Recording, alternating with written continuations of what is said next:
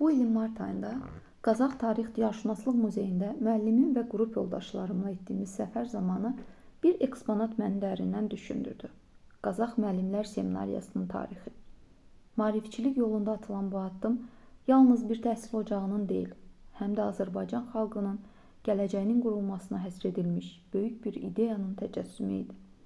Və bugün mən həmin tarixi binada, ADA Universitetində dövlət idarəetməsi üzrə magistr təhsili alıram. Bu mənim üçün sadəcə təsadüf deyil. Bu bir varislikdir, bir missiyadır.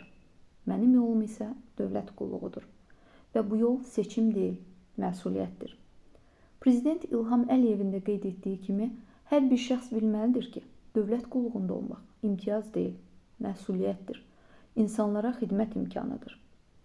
Hazırda Mədəniyyət Nazirliyinin İnsan Kapitalının İnkişafı sektorunun rəhbəri olaraq çalışıram.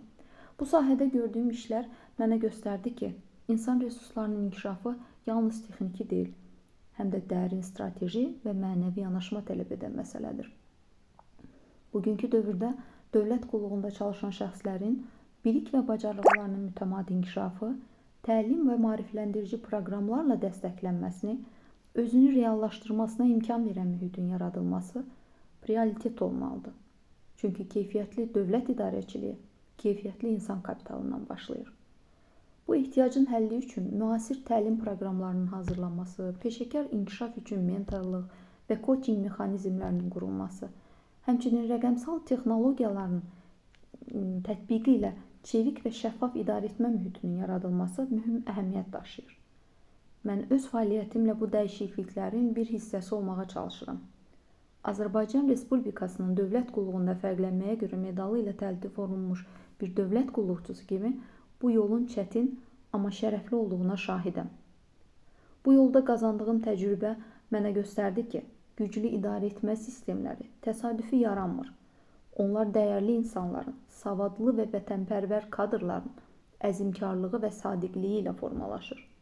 Məhz buna görə də sizə səslənirəm.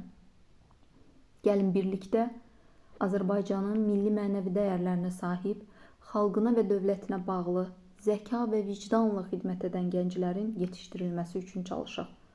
Onları yalnız dövlət qulluğuna cəlb etməklə yox, bilik və bacarıqlarını artırmaq, liderlik potensiallarını üzə çıxarmaq, vətəndaş məsuliyyətlərini gücləndirmək üçün inkişaflarına sistemli şəkildə dəstək olaq. Çünki bu gənclər Azərbaycanın gələcək idarə ediciləri və etibarlı əmanətçiləridirlər.